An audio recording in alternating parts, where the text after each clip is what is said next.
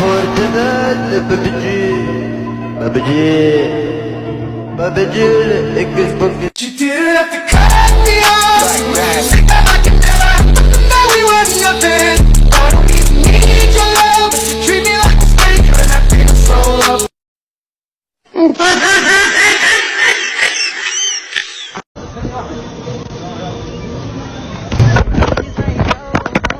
2,000 years later.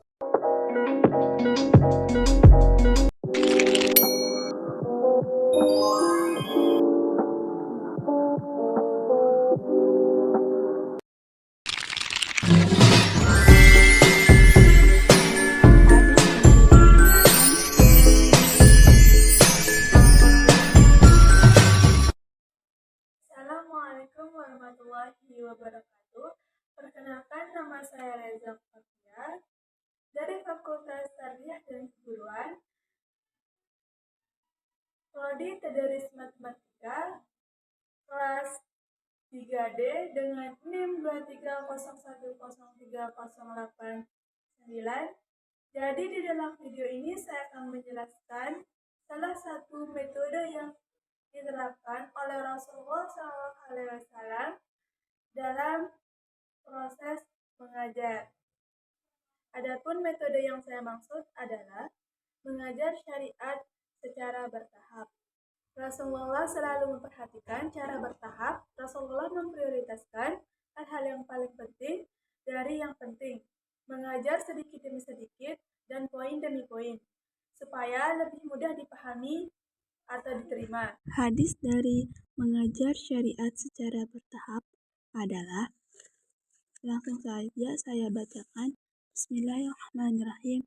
Wa Ibnu Majah an Inda Bubili Abdillah radhiyallahu ta'ala anhu qala kunna ma'an nabi sallallahu alaihi wasallam wa nahnu fityanun hazabiratun wa ta'allamna na'imana qabla an tata'allamu al-Qur'ana summa ta'allama Qur'an fazdadna bihi imana.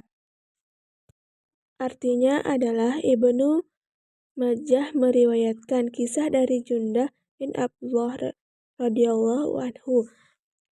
Sewaktu kami memasuki usia akil, baligh atau puber, kami pernah tinggal bersama Rasulullah. Dari beliau kami mempelajari iman terlebih dahulu sebelum belajar Al-Quran, sehingga ketika kami mempelajari Al-Quran, bertambah-tambahlah iman kami.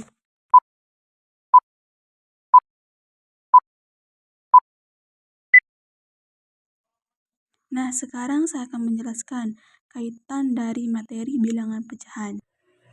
Ada sebuah pelajaran yang sangat penting yang bisa diambil dari hadis ini, yaitu bahwa setiap proses pembelajaran membutuhkan dasar yang kokoh agar hasilnya dapat maksimal. Jika kita menarik paralel ke dalam konteks pembelajaran matematika, khususnya dalam materi bilangan pecahan, kita bisa melihat hubungan yang menarik. Yang pertama itu fondasi yang kuat sebelum mempelajari hal lanjutan. Dalam matematika, sebelum mempelajari konsep yang lebih rumit seperti bilangan pecahan, kita harus memahami konsep dasar yang mendasarinya. Misalnya, kita harus memiliki pemahaman yang jelas tentang pembagian, pengukuran, dan hubungan antara bagian dan keseluruhan. Jika kita tidak bisa memahami hal-hal dasar ini dengan baik, maka kita akan kesulitan ketika berhadapan dengan soal-soal yang melibatkan pecahan. Begitu pula dengan iman dalam konteks agama. Sebelum seseorang bisa benar-benar memahami dan menghayati isi Al-Quran, dasar iman yang kuat harus dibangun terlebih dahulu. Iman yang kokoh memberikan arah dan pemahaman yang lebih dalam terhadap ajaran yang ada di dalam Al-Quran. Yang kedua, pengembangan bertahap. Dalam hadis ini juga terdapat pengajaran bahwa proses pembelajaran adalah sesuatu yang bertahap. Siswa tidak bisa langsung diperkenalkan dengan konsep pecahan yang kompleks, seperti operasi penjumlahan dan pengurangan pecahan. tanpa terlebih dahulu memahami apa itu pecahan, bagaimana cara menulisnya, dan bagaimana hubungan antara pembilang dan penyebut. Yang ketiga, sebagai contoh sebelum mengajarkan operasi bilangan pecahan, kita perlu memastikan bahwa siswa sudah memahami konsep bagian dari keseluruhan atau pembagian dalam konteks yang sederhana. Setelah dasar ini dikuasai, barulah mereka bisa mempelajari lebih lanjut tentang pembagian pecahan, menyamakan penyebut atau mengubah pecahan menjadi desimal. Ketiga, keterkaitan pemahaman dan keimanan seperti yang dijelaskan dalam hadis saat para sahabat mempelajari Al-Quran. Setelah dasar iman mereka kokoh, keimanan mereka semakin bertambah. Ini bisa dianalogikan dengan pembelajaran bilangan pecahan, di mana semakin kuat pemahaman dasar kita tentang pecahan, semakin mudah bagi kita untuk mengerjakan soal-soal yang lebih kompleks dengan pemahaman yang lebih mendalam tentang pecahan. Kita bisa lebih percaya diri dalam menyelesaikan berbagai Di sini saya operasi akan pecahan. menjelaskan contoh soal. Budi memiliki emas batangan seberat 120 gram.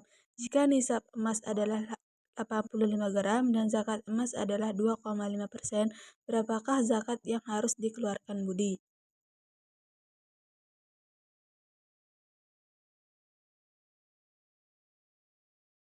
Nah, cara penyelesaiannya itu karena berat emas Budi melebihi nisab, maka ia wajib mengeluarkan zakat. Zakat yang harus dikeluarkan 2,5%, yaitu zakat emas dikali dengan 120 gram, yaitu emas batangan seberat 120 gram yang dimiliki Budi. Nah, dikurangi dengan 85 gram nisab emas. Nah, sama dengan 2,5% dikali 35 gram sama dengan 0,875 gram. Sekian dari penjelasan saya, kurang dan lebihnya mohon maaf. Wabillahi taufiq wal hidayah. Wassalamualaikum warahmatullahi wabarakatuh.